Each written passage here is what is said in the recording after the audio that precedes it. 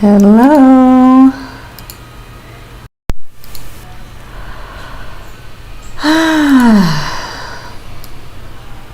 Hello. Hi, Danielle.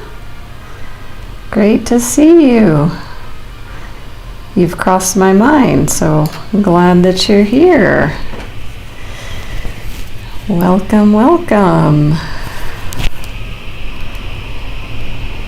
So I hope everybody's having a wonderful day so far, no matter where you're joining from. It's a beautiful day in Mexico, as always. I'm wondering if anybody would humor me. I find myself looking at the camera. Does that look weird, like I'm looking up? Or if I look at myself talking, does that look like I'm looking at you? That would help me to know. And yeah, because I find I'm overthinking that. And I know I've had people before when I've been on calls, like if they have a double monitor and they're looking over here, but they're talking to me, it's a bit strange. So, yeah, if anybody cares to answer. And if not, then I'll just get to overthink. So it seems like, thank you, Danielle, that you can't, okay, I'm looking at the camera itself right now, and now I'm looking at myself talking. It seems like maybe if I look at myself, that makes more sense. So, one-time question, but I've noticed that I've just been noticing this. So, yeah, thank you. Yeah, so I'm excited about our live stream today. We're going to be talking about why you feel pulled back to a connection, to a relationship, even after you decide that you're done. Hey, J.E., thank you. Thank you so much. So I will resolve that in my mind, and that's very helpful. So let's take a breath together as we just settle in here right now, and just land. And I really want you all to acknowledge just the effort it's taken to arrive here and be here right now. And also all of the happenings that had to take place in order for us to be here. You know, I love to think of this idea of every moment from the moment of our birth has led to us being together here right now. And that's true in every moment. And just to pause and think about the brevity of that and the truth of it. Every supposed random moment or planned moment, happening, things that have happened, things that we've done, have all led to us sharing this moment together across the world. We are here and now in this beautiful sacred space. And it seems like a no-brainer because that's life, and when we really slow down with that, it's really special and powerful. It reminds me of what Alan Watts has said, is that we are the Big Bang still banging, as it were. The Big Bang never stopped, if you believe that the universe started from that. This explosion of outward movement. it's still happening. So even this moment now, we found each other, we're in this app, we're on this live stream, we're about to dive into this topic. It's all a result of all of our thoughts, decisions, habits, actions, behaviors that have all had to unfold in a very perfect way to lead us to spending this time together. And it's really powerful to just slow down on that, because every moment is that. And yet, we're in a process of waking up from just mindlessly being in our moments, going about our day, doing our tasks, whatever they are, when really that's the reality. So let's take a breath with that. And even yawn. It might feel good to your nervous system. Just breathing into this moment, dropping into the body, feeling, how does it feel to inhabit this body right now? What do you notice? And this noticing is so powerful.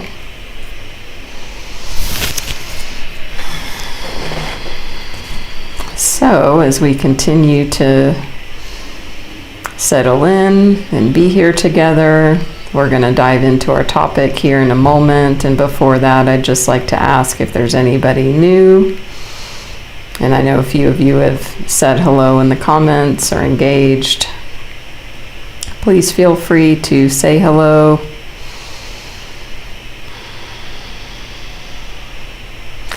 Say where you're from if you would like, or where you're joining from. And if you don't know me, I'm Natalie, spiritual life coach and Reiki master teacher. And I've been going live here now, being a teacher for 5 years. Later on in the month, I will be doing a special live stream anniversary. I will go ahead and share that live stream. I've got, here we go. So April 26th, 12:30 p.m. Eastern. Please join for that, and I'll be doing a giveaway of a gifted service with me, Reiki, ancestral clearing, tarot, coaching, any of the services that I offer. Join in for that. So, and please follow me here if you don't already. There's my follow card. You can follow there, or anytime during the live, or in my profile. That helps me to expand who I reach and who I touch in Insight Timer. You can also join my group, Natalie's Healing Circle.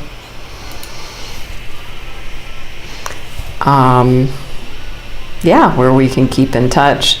And if you actually want to be included in the giveaway, you'll need to join that group, because it's the way that we can be able to connect outside of the live stream. So our topic for today is called Why You Feel Pulled Back Even After You Decide That You're Done. So this is going to be more through the lens of a romantic relationship, and it doesn't have to be, but mainly you will see this happen in that context. But it could also be in a friendship. It could also be with family, that maybe you've decided you're done.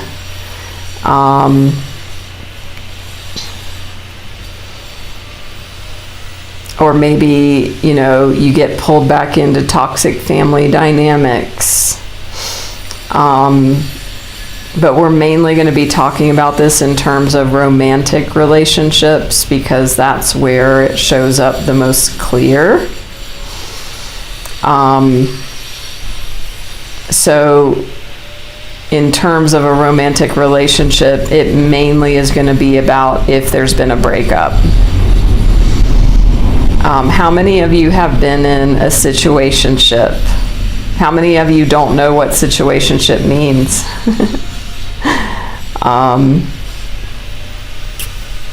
But if you do, if you've been in one, then you know. But it could be, how many of you have been in a romantic relationship where you've broken up, but then you're in this period where you go back and forth. You break up and make up, and each time you break up, you really think it's over, but then somehow you get pulled back in, or they pull you back in, or you pull them back in. I wonder if there's anybody here who has been married more than once to the same person. That is rare, but it does happen. My aunt actually did that. She was married, they divorced. I think she married somebody else, then divorced, and then remarried again. So this is a very powerful pattern.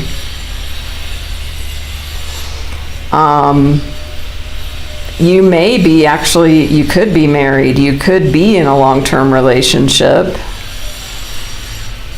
but you decide internally that you're done, but then you play around with that and you keep going back and forth there.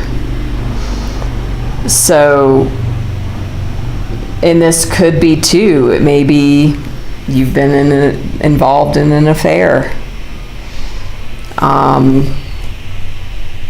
And you may be pulled to go, in and out. You could be on either side of that. So we want to look at what's driving all of this. Where is this coming from? And the term that this is all describing is called intermittent reinforcement. So I've talked about this a bit recently, and for me, learning about intermittent reinforcement was a game changer in this context, which is why I'm sharing it with you, because it really helped my understanding of what was going on. So I'll give an example. We all know Pavlov's dogs in the story of that, right? And this is what Pavlov's dogs show is the idea of being conditioned. So Pavlov conditioned dogs to salivate upon command of a bell ringing, if anybody doesn't know what this means or what this is about. So he would feed the dogs and he would ring a bell and feed them. So eventually they associated the bell with food. So then what he did was take away the food after he'd done this a lot, and then just rung the bell to see what would happen. And guess what? They salivated as if they were about to receive food. So they were conditioned. So it was a reinforcement loop. So in this dynamic of intermittent reinforcement, there's something similar that happens there. It's different, but it's similar. Like, that is a full loop. You have the signal, you get the reward, and you're able to trust it, it's reinforced, and it's a closed system, it's a closed cycle. The problem is where intermittent reinforcement comes in, you only get the reward intermittently, and it's usually without you can't predict it. It's unpredictable. It's unreliable and it's unpredictable. So like if Pavlov were then to suddenly ring the bell and give the food, but only sometimes, that would be intermittent reinforcement. So if you take all of that and put it in the context of relationship, right, you can see how this maps, and that's what we're going to go into. So if you're in a safe relationship, if as a child you grew up with parents or caregivers who were consistent, who were reliable, who consistently showed you safety and love, reliability, you could learn to trust those connections and relationships. Then you grew up with a sense of safety, and you learned internal safety as well, and you learned to trust people. The problem is most of us didn't receive that. So, this is where this all starts. And what happens is, in adulthood, we recreate childhood dynamics because there's something, it feels familiar, number one. It feels like home. How many of you have met a person, especially a romantic relationship or a romantic connection, and it just felt like home?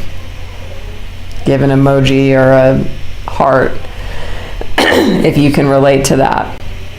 Now, what happens is, and did this happen for you, that person that felt like home turned into a shit show?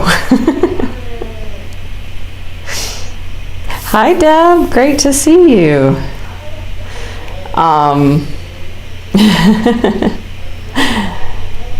Yeah, so if you grew up in a safe environment and the person felt like home, likely it didn't turn into a shit show. But for most of us that had unstable, toxic, dysfunctional childhood dynamics, if you meet that person and it just feels familiar and comfortable, that's actually a red flag. Because, in the beginning you might not see it, but what happens, soon, all of it, this familiar dynamic also brings all of the dysfunctional childhood dynamics with it. Awesome, that's great to hear, Deb. Yeah, so CPTSD can definitely be a result of childhood trauma and those sorts of dynamics. And then, as I said, we recreate partners that have, their own unhealed wounds. We're all just trying to heal this stuff. But some of us are conscious and some of us are not. So we want to be really careful. But going back to this intermittent reinforcement part, because that's what creates the going back, and that's what we're looking at here. Why do you keep going back to these connections, these relationships, or staying? Maybe you're married and you're staying in something, and it's not healthy and you can't stop, or you keep going back. Are you a hopeaholic? How many of you here can relate to being a hopeaholic with somebody? And honestly, it might even be with a parent. I can identify that with my mother. There's still hopeaholism in me that thinks my mother is going to show up differently than she has for the past 77 years. So that is about the unhealed, wounded child that's still wanting mother. But, going back to this intermittent reinforcement pattern, the most simplest explanation is a slot machine. So a slot machine, you will win intermittently, randomly, usually rarely, or occasionally enough that it keeps you hooked. If you play a slot machine, X number of times and you don't get anything, you'll quit. But a slot machine will let you win just enough to keep you playing and hooked. So if you translate that into relationship dynamics, that's exactly what's happening. Let's breathe. Ooh, I love that, Deb. And we are all the love of our lives, the love we've been waiting for. And you can relate to being a hopeaholic. Thank you for the donation as well. So, yeah, the good thing is with all of this is awareness helps. Being aware of what's happening can then help these unconscious drivers to become conscious so that you then have a choice. Because the thing is, we don't have a choice when we're just in this, and we're just reacting, and we're just driven by these, unhealed wounds and subconscious patterns and that wounded child and that wounded part that's just wanting healing. But that child can only be healed by ourselves reparenting that part. But yet we go to the next partner, or we go back to people, partners, parents, whatever, to get that need met, and it never will be filled. Wonderful. So that's the dynamic of what creates all of this. And it's when you get into a toxic relationship dynamic where this is at play,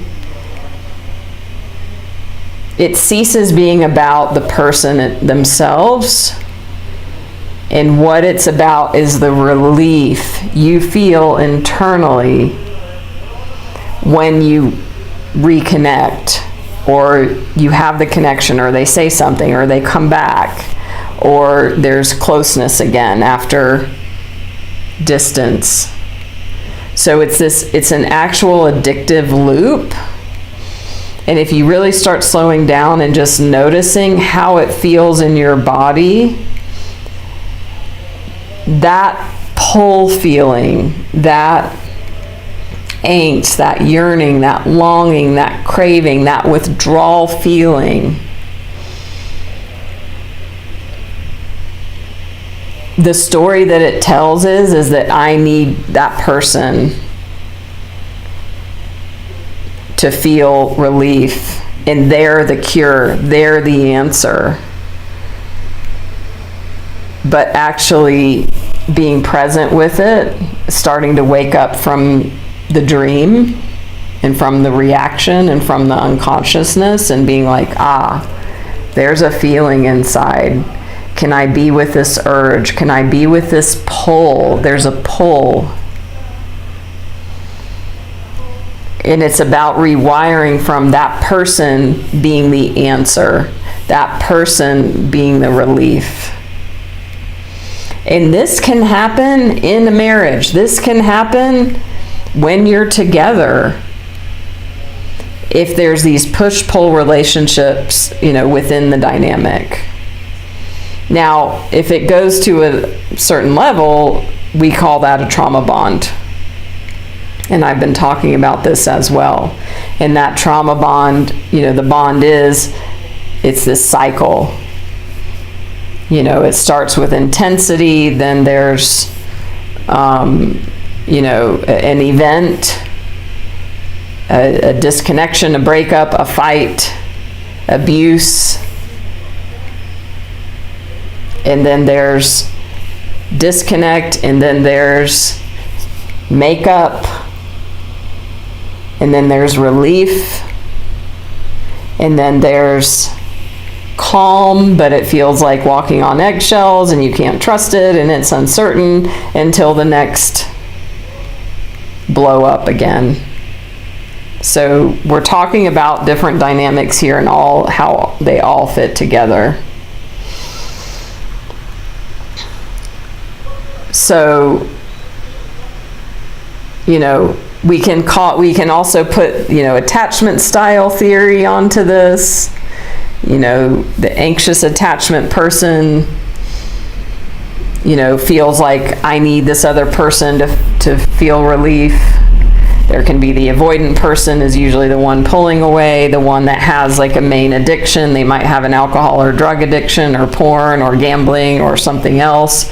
They might be having an affair. And if you're the anxious person, you're addicted to that person while they are addicted to something else outside of the relationship. And this all can also be called love addiction, and codependency is a part of it. So there's many different ways that you can look at this, and you can take what fits. If you can relate to being addicted to an addict, then you likely are a love addict to that person. And there is a wonderful book called Facing Love Addiction that I would suggest. So, if you can relate to this dynamic, you're not alone. It's very painful. And, there are ways out. So, awareness is the first step. So, if we look at the cycle, right, and we look at this person, what happens is we feel that the connection with the person is the thing that gives relief. And that distance from the person gives discomfort. So then you become wired to that. And the thing is, when you put all of your attention, all of your eggs in that basket of them and what they're doing or what they're not doing, like I said, like they become the center of your world, and there's no safety, and there's this intermittent conditioning at play. It feels very uncomfortable to be in uncertainty. You might be feeling rejected. You might feel just the slightest withdrawal. You feel a pull, like if they don't text you back in a certain amount of time, if they don't use certain emojis, or they're blah, blah, blah, like all of that. If you don't feel fully chosen and you don't feel safe, then that creates this addictive pattern. And that hopeaholic dynamic. And again, you can also apply this to other relationships. So this pull that you feel, it's not about the person, and this can be so hard to get your mind wrapped around until you start learning. You're being pulled to the relief that you feel when you reconnect.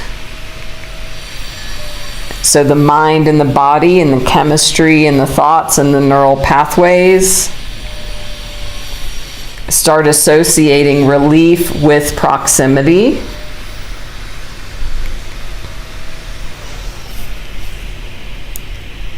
But it's not actually about the person themselves. It's about having contact, the contact with them, the nearness, the closeness. So there's a pattern that formed. And if it's inconsistent, that makes it like crack cocaine, because that's that intermittent reinforcement. The inconsistency. I mean, honestly, like even with my mother, she is very inconsistent. Sometimes she will be very warm and loving, and sometimes she'll be very dismissive.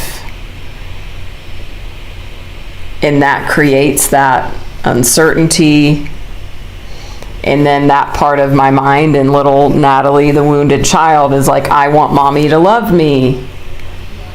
And I want her. But you cannot get fruit from a hardware store. Right? And if depending on whatever the dynamic is for you, you can't, like if it is romantic, you can't get safety and reassurance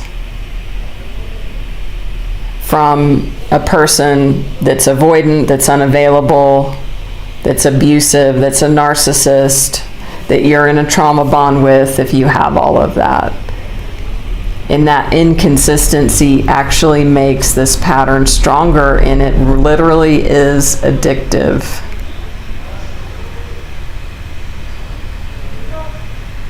So if you're in a place in the connection where there's distance, you might feel these urges and these pulls to want to reach out, to want to reconnect, or maybe you've broken up, but then your mind goes back, like, maybe I was wrong, maybe it'll be different next time. The hopeaholism comes back. Or maybe you're in a marriage or a relationship and you've told yourself, I'm going to leave, and you've set a date in your mind, and then the day comes and then you stay. Or maybe you thought, the next time they do this, or the next time they don't do that, I'm leaving, or I'm done. But then you break your word to yourself internally, or you re-engage, or you go back again. You adjust yourself to keep the relationship. So remember, this is about this connection to relief. It's really just the nervous system wanting relief.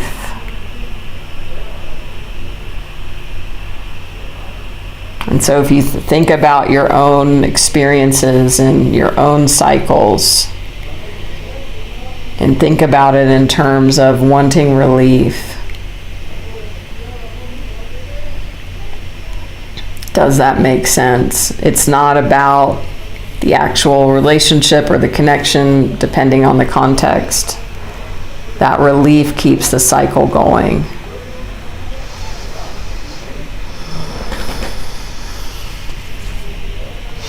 So let's pause and take a breath here. And just feel into your body as you think about whatever it is that's coming up for you.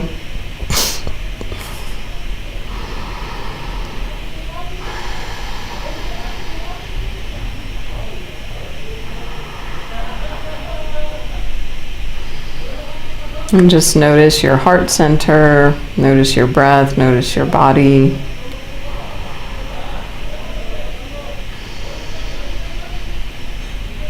And just breathe a little deeper and fuller here. So if you've come in halfway through or whatever, feel free to follow me.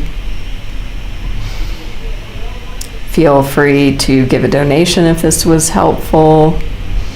I also have an Etsy store with very impactful workbooks that I've created that you can work through to get healing, to get relief, to get clarity in next steps if you feel stuck in all of this.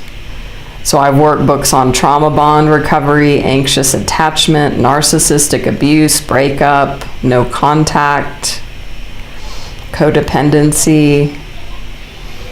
So the name of my shop is Heartbreak Recovery Co. Or you can ask me for the link if those resonate with you. And it's really helped people get clarity and start taking action. Because how many of you have been stuck in something like this? It is maddening. It is soul sucking. It is soul crushing. And that's why I've created this, because I know all too well. Hi, Kayla. Yeah, this is a great question. A parent with an adult child that's an addict, definitely these patterns can be in there. So, and there's something bigger at play, right? Enabling in a codependent addict relationship. So in that dynamic, the parent is going to be co-addicted, is what they call it. The parent is addicted to the adult child that's the addict. And that's where that dynamic I talked about earlier of you have, let's say, the parent addicted to the adult addict child, and then that person is addicted to the drugs. So their entire focus is not with, their parent. The parent's addicted to the person's addicted to the drug. So the intensity is somewhere else. The parent's focus, attention, intensity, addiction is on that adult child, while their intensity and their addiction is on the substance or whatever they're addicted to. So they're addicted to fixing the addict. And I mean, that could be for any addict, codependent, co-addict situation. And there's 12-step programs for that. I don't have a specific workbook on that. I do have one on codependency, which can fit.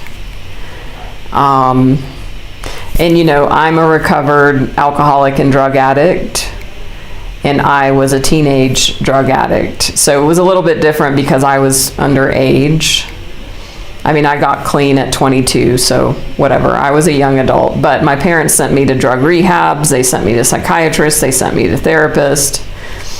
But, that's different when you're not an adult. So these are complex issues, right?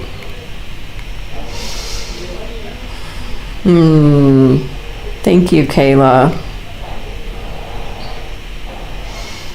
And Kayla, I really hear you on this. And what you get to watch out for yourself is not then also getting into that dynamic with your partner of like wanting to fix them because of their issue, right? What happens is when we're so close in these dynamics, we lose ourselves. And you might be watching your partner lose themselves. And you get to be mindful of not losing yourself as well. Because honestly, if we even slow down on this a minute, and hopefully this is okay with you, is you get to look at for your own self. Are you getting into a codependent, co-addicted pattern with your partner because of their own pattern? Because it might be like, oh my gosh, they're worried. I see they're worried about their kid again. I see they're giving them money again. I see they're going to try and find them, or they're bailing them out of jail again, or like, and then that creates the same pattern of you of, I want to fix them, I want to help them, I want to help them be okay, I want to help them stop being in their own pattern, right? That might not be happening, and you might just want to watch for that for yourself. Because that too, the intermittent reinforcement can happen there. Oh, my partner's child is clean right now. My partner is more peaceful, and that's great. Oh no, they relapsed and now they're calling from jail. And then now you want to maybe manage, fix, control how they're responding or reacting. Yeah. And these, as I said, these are all very complex patterns, and I love that you brought this up. You're not the only one that's gone through something like this, and I'm sorry this is happening for all involved. It's very painful. So yeah, and for everyone, like if you're in any sort of this dynamic, you learning to be with how you feel inside, in your heart, in your emotions, in your nervous system. I saw this recently somewhere and it really hit, is like your quality of your life is based on how safe you feel in your body in any given moment, and your relative sense of internal safety is going to dictate the quality of your life. So yes, Kayla, for you to stay outside, stay as objective as possible. I mean, really what that means is you being grounded in your body, being grounded in the moment, being able to notice when you feel activation of your nervous system, and to work with that and to feel safety and peace in the moment. That's going to give you the best stance of being there for your partner anyway, right?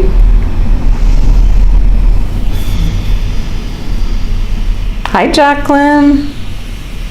Allie, hi. Thank you for the donation.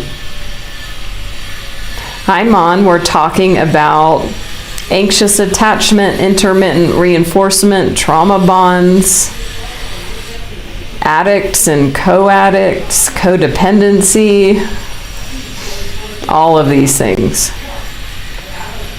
So if we come back to like this, I've been kind of having it through the lens of like a romantic relationship and the, anxious attachment, trauma bond, intermittent reinforcement cycles. But again, we can broaden this out to any sort of dynamic that we've been talking about. You feel a pull, you feel an urge to fix, to control, to manage, to move closer, to get control back. You might feel uncertain, you might feel rejected, you might feel doubt, you might miss them, you might want them. But there's a discomfort in the body. You might feel you're not chosen. It might be feeling unsafe or stress or tension. In the moment, you want to do your best to wake up and identify. If it is something about, say, wanting to text them or create closeness, you want to really slow that down and be like, I'm wanting relief.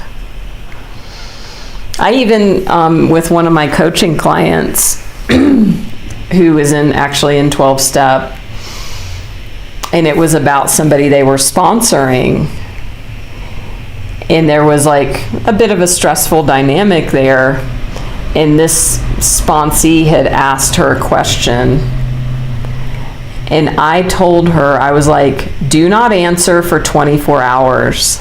Don't answer the text. And she was like, oh my God, like, I have to answer. And I'm like, do you see that you wanting to answer that text has nothing to do with the actual text itself? It is your nervous system wanting relief. It feels uncomfortable. It feels tense. It feels like there's an open loop. That's why you're wanting to text her back. It's not about the content as much as it's about trying to give your nervous system relief. So then she was like, oh my God, I never saw this before. It's like, okay, great. Then how can you give yourself relief and peace without having to text? And you will see this often. If you relate to this, you're going to see this all the time. You're texting back to give yourself relief, not about whatever it is, unless it's a time urgent thing. So you want to break that loop.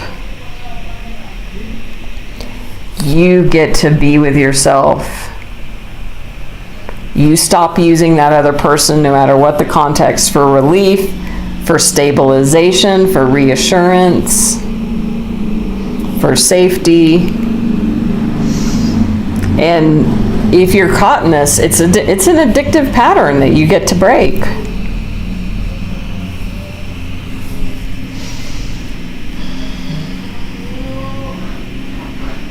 And if it is about a romantic relationship, you know, it's about doing this work first before, you know, making decisions or pronouncements or judgments or proclamations or I'm leaving, I'm staying.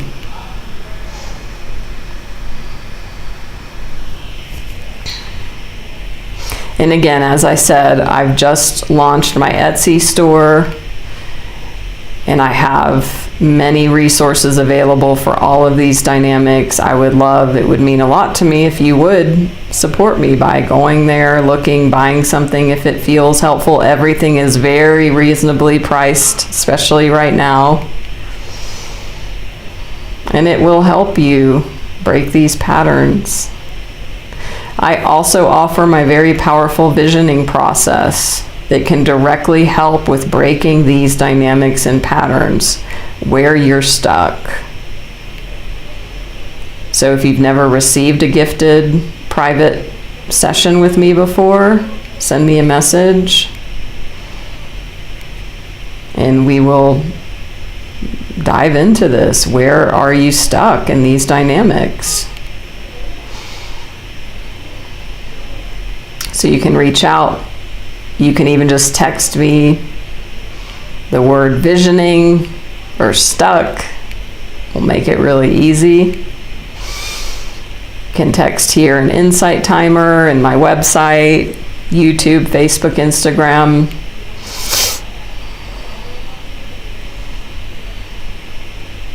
All of the above.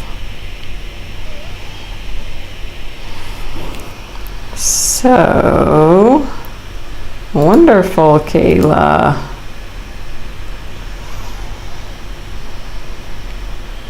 Let's see, I'm looking at my little thing here. Here's my follow card. I think it's coming up. Yes, Allie, it's called Heartbreak Recovery Co. Hi, Mrs. F from the UK. Welcome.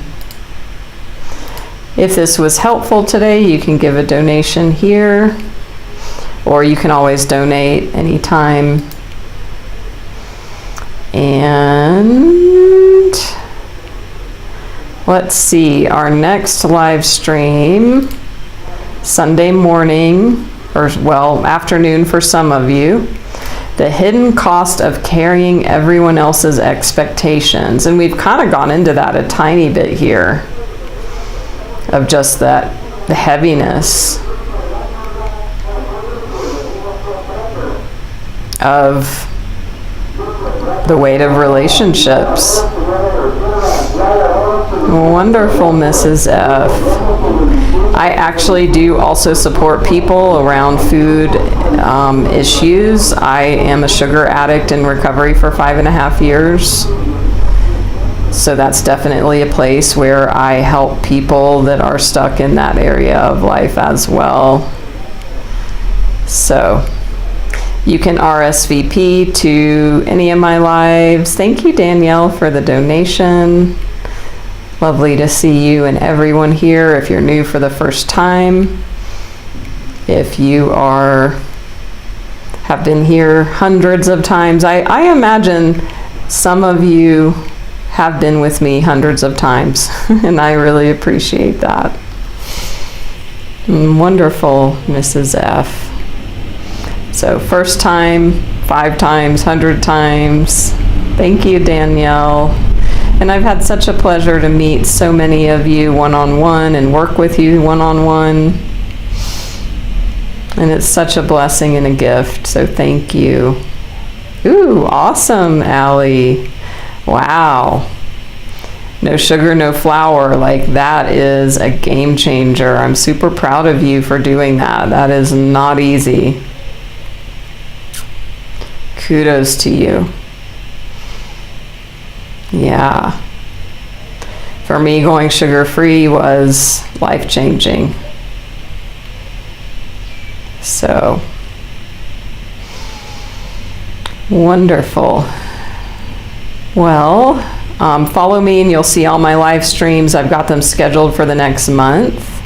And I might pop in some extra collective card reading live streams. And actually, I think I'm going to see if I can schedule one this Friday. I'm not sure if it will allow me this soon, but I may try. So I am so glad to see all of you, JE, everybody who's joined in. If you missed this, catch the replay on YouTube on my channel, Natalie M. Speakman. So you can go back, and if you want the link directly, just send me a message. I'll send you the direct link to this live stream replay. All my replays are over there. So thank you so much. Wishing you all much love on your journeys, and I will see you all soon. And namaste.